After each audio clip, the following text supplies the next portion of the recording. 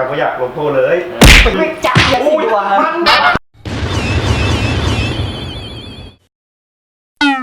สบายดีสบายดีสบายดีอยู่กับสบายดีสบายดีเฮ้ยเดี๋ยวสมมติตั้งท่าแบบว่าไทยนักกีฬาทีมเตะบาสโทษไม่ถึงสบายบ่แม่เฮ้ยวันนี้ครับสิมาดีเกมปุ่มโป้งพาสวยกติกามีอยู่ว่าจะมีปุ่มโป้ง2สีในกล่องนี้ปุ้งว่ะจะปุ่มปุ้งว่ะปุ่มปุ้งปุ่มปุ่มเป้าจะมีปุ่มเป้า2สีในกล่องนี้4คนเท่านี้มาจกปุ่มเป้าในนี่มีสีอย่างแน่มีสีบอลกับสีฟ้าแล้วงานถ้ามูคนใดจกบอสถึงสีมูถึงสีต่างมูจะถึงลงโทษด้วยได้เดี๋ยวกันได้ยังก็นี่แหละโมเมนต์ที่แบบอย่างซีมันค่อยซาใจได้เขาเสร็จแล้ววะเราจะมาเริ่มกันเลยเดี๋ยวแนะนำตัวดูชื่อดิษนะนามสกุลจิตทวงจิตทวงจิตทวงชื่อแท้ชื่อบุญดิษชื่อลินชื่อสัมภาษณ์เกิดจะใส่เกินไปเล่นเกมมีแฟนแล้วมั้ยอีไหลมึงลูกไผ่เป็นน่าจะเข้าเกมกันแล้วแหละ4คนเนาะสิมาโจกว่าผู้ใดต่างหมู่แล้วถือลงโทษการเอาอันนี้หัวอันนี้ละ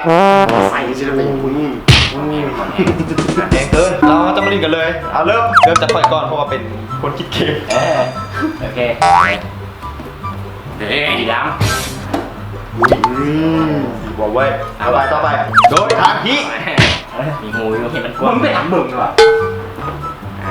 ยิงหวยไหมวอลตีลุก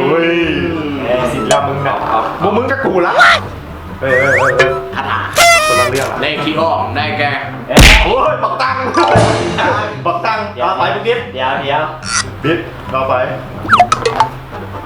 บักดิเฮ้ยรอบแรกกับ5ไปก็เสมอกันต่อไปรอบที่2มาเริ่มเดี๋ยวมันติดกันอยู่เดี๋ยวสั่นกันสั่นพี่เกม2เริ่มถอนมาง่ายๆแล้วผมฟินดีโอ้เป็นอย่างนั้นกันนุ่มเลยนะเฮ้ยยิงเขาต่อไปเฮ้ยมาวะ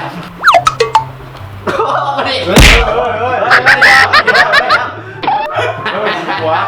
ไปบิ๊กแต่มึงเถอะมันไม่เห็นเบ้าเลยเฮ้ยมาโซผมทำตรงแขนดีได้ขับโซกาพูดแล้วเนาะไม่ต่างเนาะพูดแล้วเนาะจะไม่อยากลงโทษเลยไปอย่างคือกีตาร์มึงจับ4บวกไม่เห็นแล้วจับ4ฟ้าอย่างเดียวเองนี่เหรอขอรบคือออกเลยนี่ว่าไม้ตะพดหัวสดได้ตีน้องต้องมีท่าไม่ตายตรงนี้ทาไม่ตายลงเริ่มเล็กห่วยมันดึงจับก่อนห่วยลงพื้นจับก่อนสั่นก่อนได้ไหมลุกได้ก็เลยแล้วต่อไปรีบจับกันเลยกูจะพอจับคนสุดท้ายเฮ้ยไม่ได้มีแต่สีฟ้าสีเดียวเว้ยจับคนสุดท้ายนี่อย่างจับปุ่งเป้าเป็นนวดเห็นไหมโอ้ยรอแล้วเว้ยกูจะได้ไปตัวมาโอ้ยอย่าเจอสีฟ้ามูตีกติกาโตคือมูจับสีฟ้าเบิร์ดมือจับสีหัวมันโมแมนไม่จับอย่าสิวะมันอยากมันแน่หน้าก็โอ้ยมึงไปจับสีบัวอย่างก่อนเอาดิกับเวกลงโทษก็ถึง2 เทื่อแค่ปล่อยแล้วพออุ้ยเฮ้ยคอยแล้ววะนะคอยทักแล้วฮะคอยแล้วเนาะไปแล้วเนี่ยมาต่อไปเลยเดี๋ยวเป็นอย่างดิบโจกก่อนมาไปมึงจะเป็นผู้โชคดีเลยโจกสีนี้นะครับลองมาตามจริงต่อไปNope ว้าเอาไปกู เอาไป เป็นศัตรูไว้เดี๋ยวตั้งสีฟ้าทับเอ้ยเอามือไปเห็นอย่างอยู่ใดฮะ ยังไม่ได้จบไ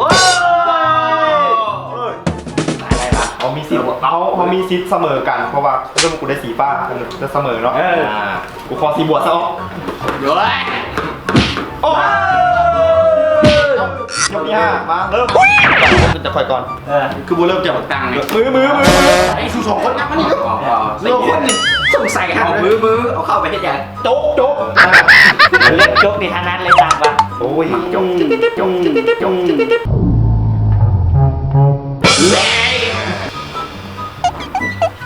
เฮ้ยโซ่เนี่ยได้สี่ยัง สตากรรม โอ้ต้องเลือกแกแล้วโปเกมอน อะไร ไม่ใช่กับมันเรื่องไหนนี่เรื่องไหนนี่ เอาโปเกมอนเดี๋ยวครับเกมนี้สีเมาหรือเปล่าไปคุณดีว่าจะได้สีอ่ะ เดี๋ยวคนมาได้ปะ โอ้ได้ เฮ้ย โอ้ยสีบวกเกือบตายเกือบตาย ภาษาอังกฤษนี่ว่าจะไหนเลยรู้ไหม จกไปเนาะจกนี่ เอาเอาเบิ้งนี่ซื้อเพราะเป็นยังบริจบ มือห่างเข่าเขาบอกว่ามือห่างเข่าโอ้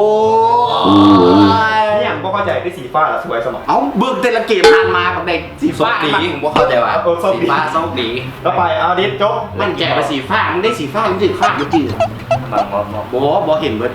โอ้ยเห็นหมดทุกคนด้วย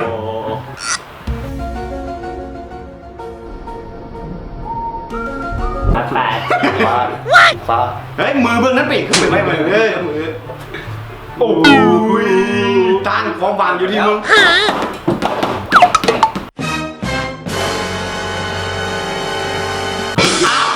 เอาสีเงาตาเงา ตั้งหัว อันนี้นี่มึงรู้สิอ่ะ มาลองรีวิวเบื้องว่าเป็นยังไง ฮะ มึงเข้าไปเบื้องหันมึงขี้รักพวกกูเนี่ย ซัดเลย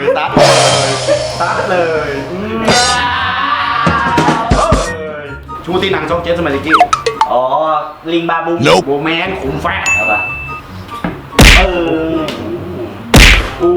แถมคือออกตามโมฮะ นั่นแหละนี่นะโอ้ย เอาเฮ้ยมัน เอา เอาตังค์กูเลยไป เอาอันนี้เอา เอ้ยเอาไว้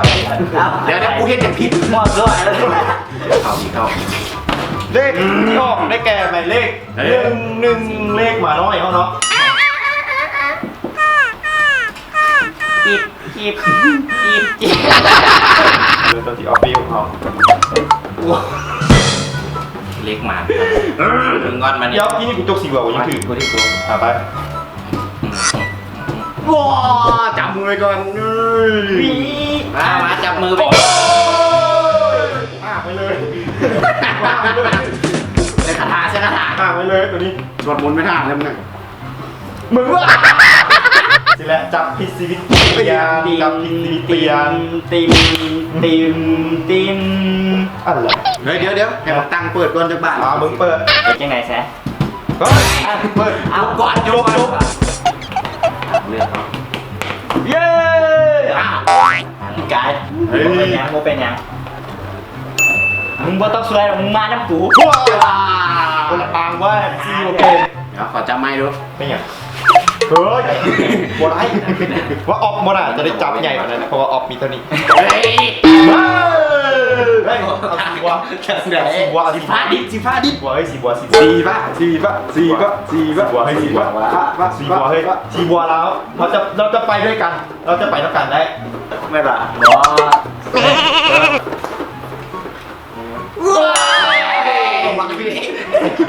อดเรา สามแล้วตีโจ๊กแหละมึงเป็นโจ๊กกินกูใช่ป่ะ แหละ เฮ้ย โอ้ย มันนอกเกมมาไหนฮะ บอกกูสงสัยปักได้ยัก นั่นแหละ เล่นเพลงเดียว ปักมึงใส่นี่แหละมึงยักใส่ แล้วลง2,000 เลขที่ออกหมายเลข โอ้โห เล่นอะไรอย่างวะ น้ำเต้าผม น้ำเต้าเฮ้ย มึงสียัง มึงอยากสีฟ้านะ อย่างเดียว ไว้บอย เลือกสีโอ้เลือกสีสุดท้าย กับสีฟ้าสีฟ้าให้ได้ สีฟ้าเลยสีฟ้าเลยและเลขที่ออกได้แก่หมายเลข สั่งมึงจับเสียก่อน ฮะ เสียก่อน เสียง แชมพู ฮะ สีแชมพู สีโอ้โหสีนี้มาอยู่แล้วเสียก่อน สีแชมพู กูผมไม่รู้สีก่อน สีบัว แล้วไปออกไปดีบอย สีซอส เก็บกุดมานาน เฮ้ย มันเป็นหัวรุ่นแล้วมันดิ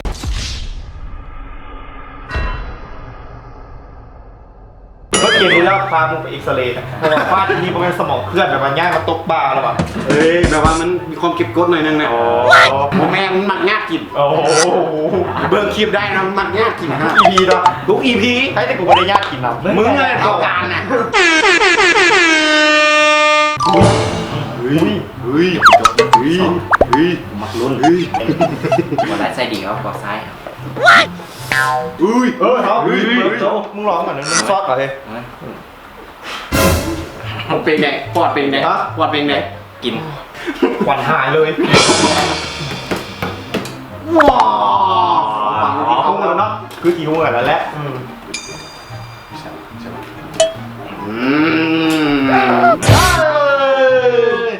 รอบสุดท้าย ดีกระเทินอ๋อ ปันมูแล้ว ใช่ใช่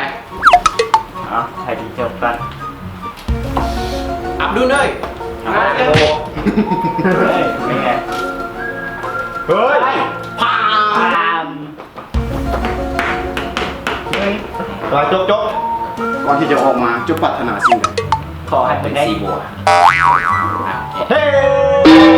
กูเห็ดถือ เอาถึงกระตุกดิสันเฮ้ย กลางกลาง ใช่ไหม เดี๋ยวเจ้ามั่นใจแล้วอ่ะเจ้ามั่นใจแล้ว เกณฑ์ก็ได้เฮ้ย เดี๋ยวเจ้าปรารถนาสิ่งใด ก็ขอให้ได้สิ่งนั้นเนาะ เฮ้ย ขอให้เถอะ มักสีนั่นนะ เสียง สียานวดนะ ชิงยังเสียงด้วย โอ้ เนาะ เดี๋ยว เอาปุ๊บเห็นมึงก่อนเลยแม่แปะ เอากองคือหายหมดวะกูป้อไปเถอะหรอ เอาตูก่อนเลย เดี๋ยวเขามาอันนี้ก่อนไหน